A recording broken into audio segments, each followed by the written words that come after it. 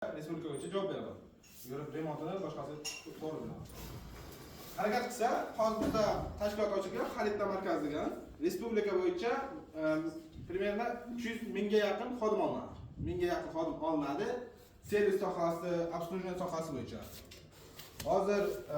Hozirgi kunda 250 dan ziyod xodimimiz bor. Qo'shimcha yana xodimlar jalb qilinadi.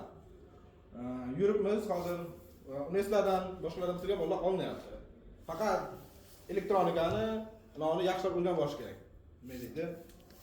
Nazariy tarafdan bilish kerak, keyin qo'shib amaliyda qilish kerak. O'sha hisobiga asosida texniklarni boshqalardan, masalan, biz ham texnikdan boshlab, hozir kunda bosh muhandislikka chiqib boryapman.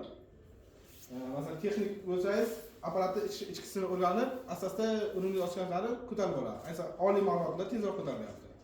Harakat qilsak, ish bor. Hozir mana shu 118 yo'nalishni bitirgan talaba. Masalan, o'sha yerda ishlayapsan, oyliklardan qoniqasanmi shu? Oyliklar summasini aytmasang ham o'shandan rozimisan ishingdan o'sha? Oylik bunday aytganda sredniy aytaman 10 million oshib ketadi. Har oy 10 million oshib olamiz. Bu degani qo'shimcha daromad bor. Remont qilasiz, sizga bitta apparat sotib bersangiz, masalan, o'zingiz sotib bersangiz 2-3 million eng kami olib ketasiz. O'rgansangiz shunday. O'rganmasa foydasi yo'q. Bunday o'zingiz deganda masalan, bloklar buziladi yoki boshqasi buziladi. Eng kami 2-3 million puldan ketasiz-da, bitta remontingizdan. Bunda zapchastingiz bor, boshqangiz bor, lekin qissaga kamida 1,5 million 2 million qoladi. Shu holatda. Faqat harakat qilishga o'rganish kerak. Bo'ldi. Sizlarda savollar bormi? Shu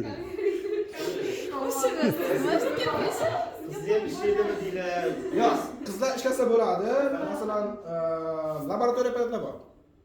O'rgansa, masalan, bitta laboratoriya apparati texnik obsluživание qilib berish 2 million so'm. Masalan, boraman texnikga. Lekin ichini yuvib, ichini tozalab berishga 2 million ketadi. Bemalol o'shda qizlar qila oladi. Unday ishlar bir haftada 2-3 ta eng kami bor. bu oylikdan tashqari ish deydi. Oylikdan tashqari ishlar. Bu viloyatlarda qanaqa? To'siqlar bormi? Men viloyat hisobida aytyapman. Viloyat hisobida men Surxondaryo viloyatida bosh texnika bo'lishimda. Bosh viloyatlarda. Hamma viloyatda bor.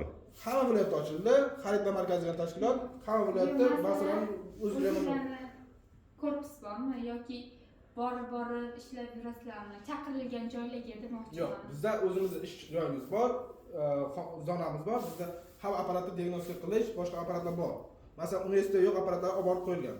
Yevropadan keltirilgan diagnostika apparatlar. Masalan, uncha joyda yo'q, EKG diagnostika apparatlarimiz bor yoki defibrillator diagnostika bor, rentgen diagnostika apparatlar bor. Olib kelib taxlab qo'yilgan. Har bir viloyatda bor bunday narsa.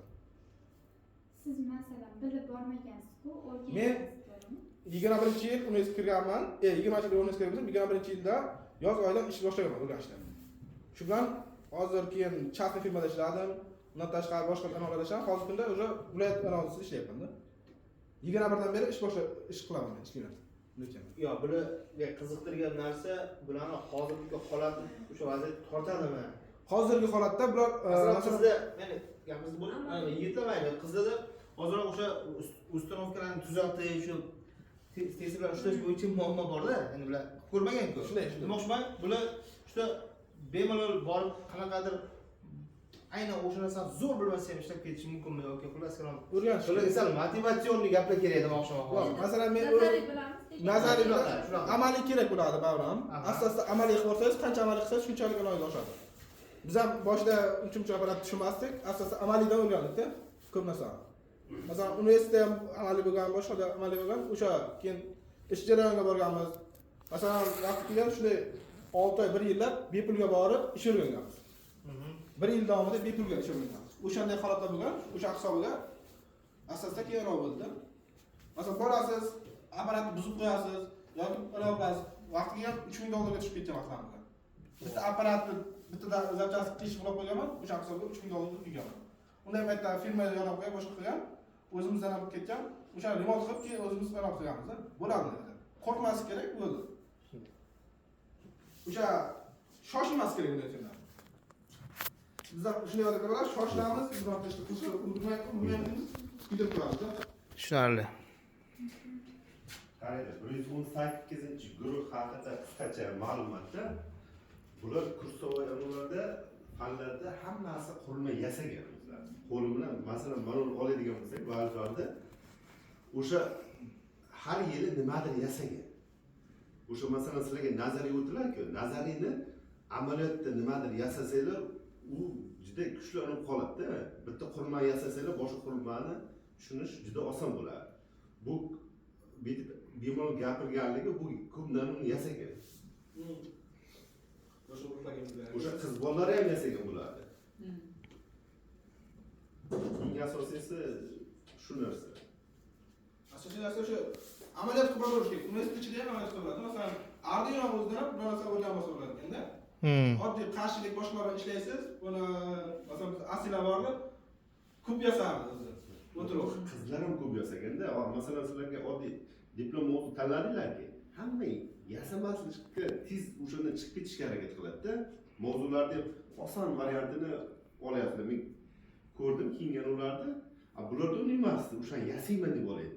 O'sha rus guruhini ham qarasanglar, bularda o'sha ular ham hamma narsa yasagan. Protez yasagan bordi, Yevropamizda. Sizlarda unda yana ko'p kam, quruq nazariyga urg'u berasizlar. Savollaring bormi? Bari o'rganish kerak. Birinchi navbatda ishni o'rganish kerak.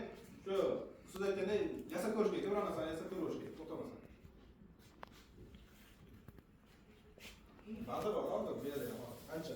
Masalan, aslo degan narsa bor. Viloyat bo'yicha uchinchi ustoz olmaydi shuncha. O'zim ham chasamaydi, tan olaman. O'shanaqa o'rganib, aslo ishlar oladigan injener bo'lsa, viloyatlarda oladi o'zi. Chunki endi u kerak. Chunki signal o'qiydigan odam kerak. Signal o'qiolmaydi viloyatlarda ko'p joyda. Masalan, biz bitta asborchi chaqirib ishlatamiz, bir kelgachiga 1 million oladi. Bitta kelib ketadi, birorta mikroskopdan ko'rib berib ketadi, o'shaga 1 million beradi. Bir oyda uni 10 marta 15 marta chaqiramiz. Boshqa ilojimiz yo'q. Asha sarang o'rgansa bo'ladi, mana shu narsa bor. Ko'p joyda yo'q bu narsa. Bu oylikdan tashqari ishlaydi. Oylikdan tashqari ishlarni aytyapmiz. Masalan, o'zimizda yo'q, biz viloyatda asbob ishlaydigan mutaxassis yo'q. O'shani chaqiramiz, anavni. O'zi ishlaydiganlar. Viloyatlarda asbob ishlar to'liq tushunadigan odam bitta ikkita. O'shansa o'rganish kerak. Savollaring bormi? Qiz bola bo'lsa ham asbobda o'tirib, ana signal o'qib, mana shuni qilolsa, ish topiladi. 10 milliondan ziyod oylik javob ishlar. Bemalol. Elektronika yaxshi bo'lish kerak uchun. Mana shu bu yerda qayerdan topib boryapti, qayergacha boradi, o'shani tushunib olish kerak. Bo'ldi. Bitta narsa o'sha. Savollaring bormi?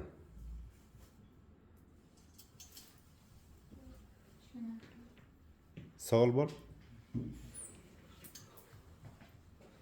Rahmat. Narsa so'rasizlar.